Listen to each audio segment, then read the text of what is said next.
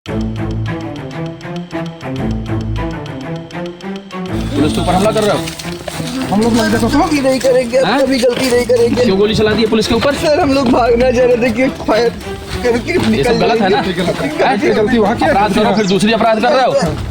गलती हो गई सर। वो प्यार से लेके आ रहा था, इतना भरोसा नहीं था तुम लोगों पर, किस तरह करोगे? नमस्कार, टाइम्स नाउ नवभारत डिजिटल देख रहे हैं आप। इस वक्त की सबसे बड़ी खबर आ रही है बहराइच से, जहां पर बहराइच में रामगोपाल मिश्रा के हत्या के जो आरोपी थे उनका एनकाउंटर हो गया है। उत्तर प्रदेश के बहराइच हिंसा के मुख्य आरोपियों का पुलिस ने एनकाउंटर किया है, जिसके बाद मुख्यमंत्री योगी आदित्यनाथ और यूपी पुलिस एक बार फिर चर्चा में आ गई। कुछ हफ्ते पहले ही एक डेटा सामने आया था जिसमें योगी सरकार के दौरान एनकाउंटर का आंकड़ा दिया गया था। पिछले महीने सितंबर में मंगेश यादव, अनुज प्रताप सिंह और जाहिद के एनकाउंटर के बाद सियासी पारा चढ़ गया था। अगर योगी सरकार में पहले एनकाउंटर की बात की जाए तो ये सहारनपुर में हुआ था 2017 में। आपको याद होगा, योगी आदित्यनाथ के मुख्यमंत्री बनने के बाद सितंबर के महीने में ही मंसूर पहलवान का पहला एनकाउंटर हुआ था। इसके बाद पुलिस ने कई दुर्दांत अपराधियों का एनकाउंटर किया और कई एनकाउंटर्स पर तो सवाल भी खड़े किए गए।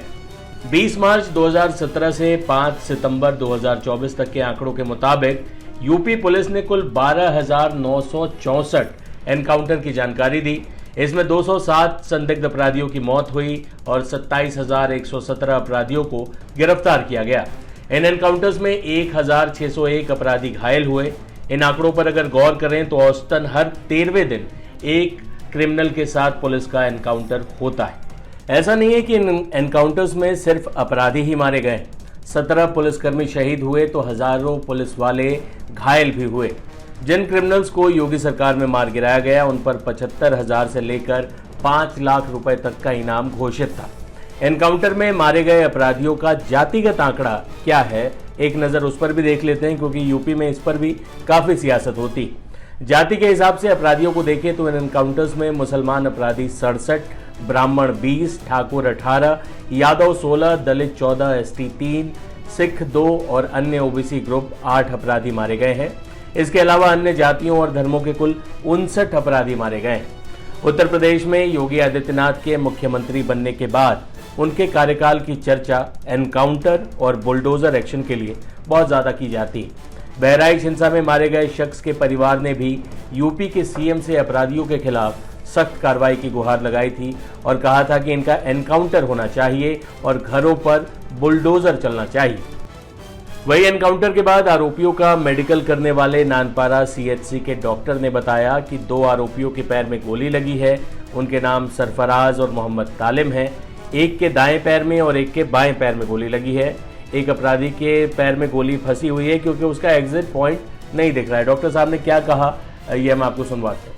डॉक्टर साहब, क्या नाम था आरोपी और कहाँ गोली लगी है?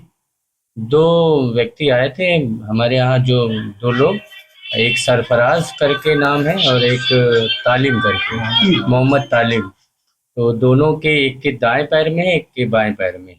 क्या स्थिति है सर? स्थिति दोनों की सही है। कहाँ भेजा गया सर? थोड़ा जो गोली है, गोली अभी भी अंदर ही है क्योंकि एग्जिट पॉइंट उसमें नहीं दिखा है। बाकी हमने डिस्ट्रिक्ट हॉस्पिटल बहराइच के लिए रेफर कर दिया है, वहाँ एक्सरे और फर्दर मैनेजमेंट के लिए। स्थिति दोनों की नॉर्मल है। कब लेके आए थे यहाँ पे? 2:35 के करीब, दोपहर में 2:35। बहराइच के एसपी वृंदा शुक्ला ने एनकाउंटर और गिरफ्तारी की पुष्टि करते हुए बताया कि आरोपियों के खिलाफ रासुका के तहत कार्रवाई की जाएगी। एसपी वृंदा शुक्ला को भी सुनिए।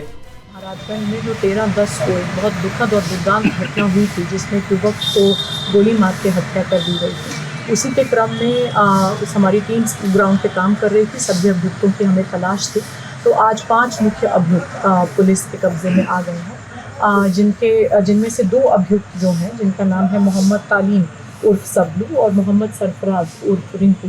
इनकी निशानदेही पे पुलिस की टीम्स मर्डर वेपन की रिकवरी के लिए गई थी, जो कि इन्होंने नेपाल बॉर्डर के समीप नानपारा क्षेत्र में छुपा कर रखी थी।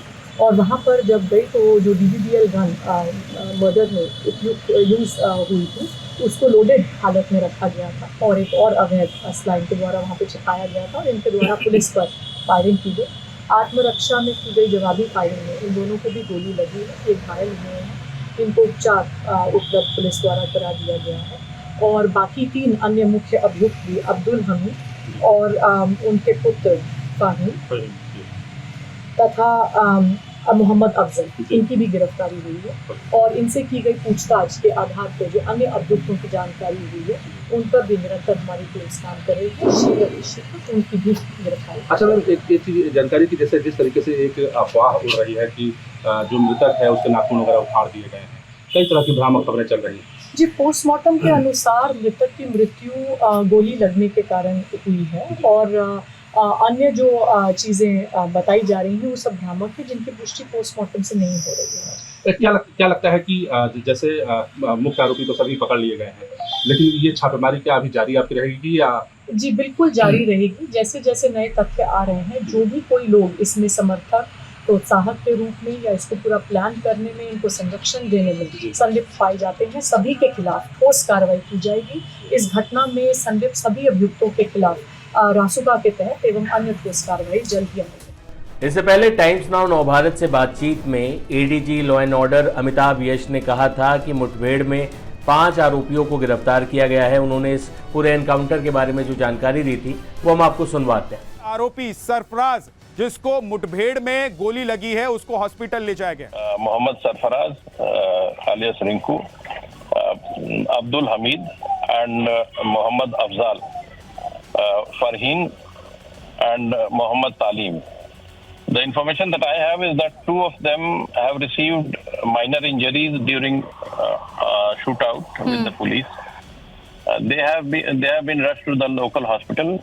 A total of 5, the ones that I have named, have been arrested. Okay. So, and they are the ones who are wanted in the murder that led to this communal conflagration. Okay, sir, if you could also, Mr. Yash, if you could also confirm to us how many of these accused were there on spot, because this is a developing story.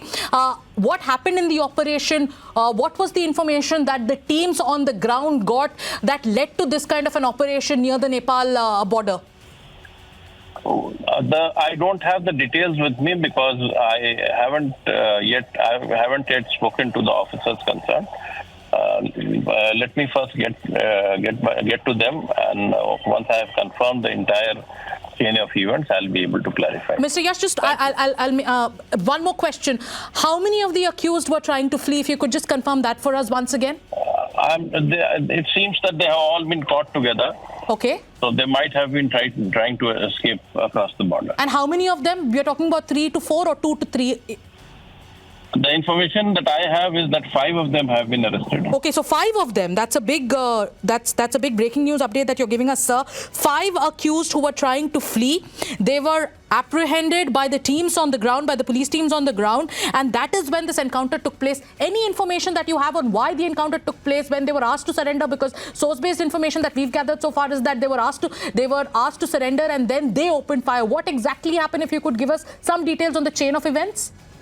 See, I don't have the details myself because I am yet to speak to the officers concerned. Once I have a word with them, I'll be able to give you the details. Okay. Mr. Yashan, before I let you go, you have more information about the investigation, a lot of details, and meticulously the teams of the STF are also working on the ground. Do you suspect a larger conspiracy behind what happened in Bahraich? The investigations are still on. I would not be able to comment on that. Okay. Thank you so much, Mr. Yash, for joining us.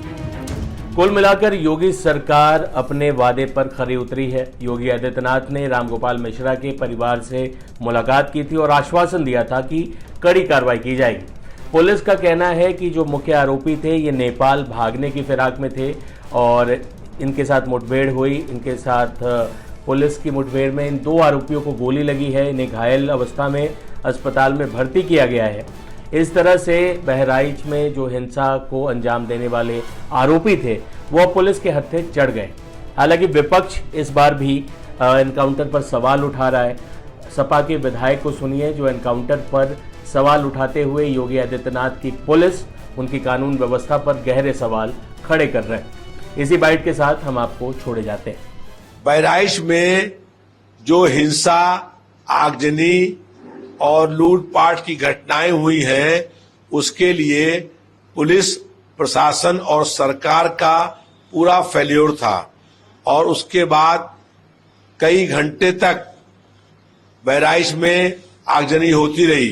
वहां police नहीं पहुंची, प्रशासन नहीं पहुंचा और वहां दंगा भड़क गया, कस करके वहां पर आग लगी और उसके बाद अब पुलिस ने कहा है कि 2 काउंटर किए हैं। तो दोषी इसमें पूर्ण रूप से वहां की पुलिस प्रशासन है, जिसे मालूम था कि नवरात्रि के बाद मूर्ति को विसर्जन करने के लोग जाएंगे, लेकिन वहां पर पुलिस की व्यवस्था नहीं करी गई और पुलिस के अभाव के कारण से ये हिंसा घटना वहां पर हुई। इसके लिए ये पूर्ण रूप से प्रदेश सरकार और वहां के प्रशासन दोषी और जिम्मेदार था।